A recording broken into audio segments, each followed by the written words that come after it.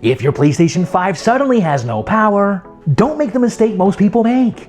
They replace their console or get parts before they ever actually find out what failed. I see this happen all the time. Someone's PS5 won't turn on, and within minutes they've convinced themselves it's dead, they need a new one, or they have to pay some expensive repair shop. But your PS5 not turning on does not automatically mean that your PlayStation 5 is broken beyond repair. A lot of times your console's just giving you clues, and you just have to know what to look for. First thing, listen to your console. When you press the power button, do you hear anything? A beep, a fan, a click? Nothing at all? That one detail completely changes the diagnostics. Next, we're going to do a full power reset. Hold the power button until you hear the second beep, usually between 7 and 10 seconds. Then unplug everything. Wait at least 60 seconds. I've had people in comments before tell me 15 minutes, but at least 60 seconds. Then reconnect it. A lot of times holding the power button while it's unplugged helps. A lot of times this works because your PlayStation 5 isn't dead.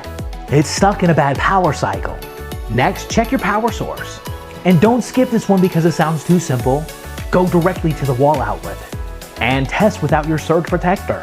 I've seen people blame consoles for something that ended up being an outlet or a surge protector / UPC setup. A lot of times you'll just move that around and it'll power right on. That was the issue then.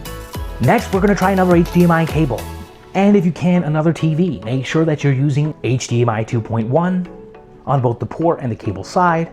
The whole thing with this process is trying to eliminate the possibilities. Next, we're going to try safe mode. Once it's plugged in, press and hold the power button again for 7 to 10 seconds. You're going to hear 2 beeps. If your safe mode screen turned on, that's a great sign. That means your PlayStation 5 isn't dead. I would go from here and try and rebuild your database. But you can wipe your game system and all that stuff to make sure that you're eliminating all of the possibilities. But be warned that if you do that path, you lose all the data on your system. Which is worth it if you're trying to save the system, in my opinion. But the fastest way to fix any of these problems is to stop guessing.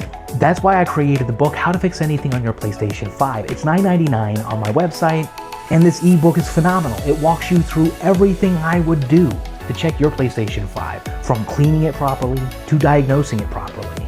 The link's in my bio and in the description below. We've already had great results out of this product. People are getting help by it every single day. If you've watched more than one video trying to figure out a solution for your PlayStation 5, this might be the first fix for you.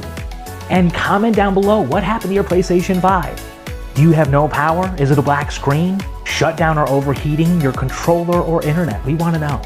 Because I'm building a library of the biggest problems that PlayStation 5 gamers have, because that's what we do here. I'm David G. with Techyamo Labs, and I'll catch you guys in the next one.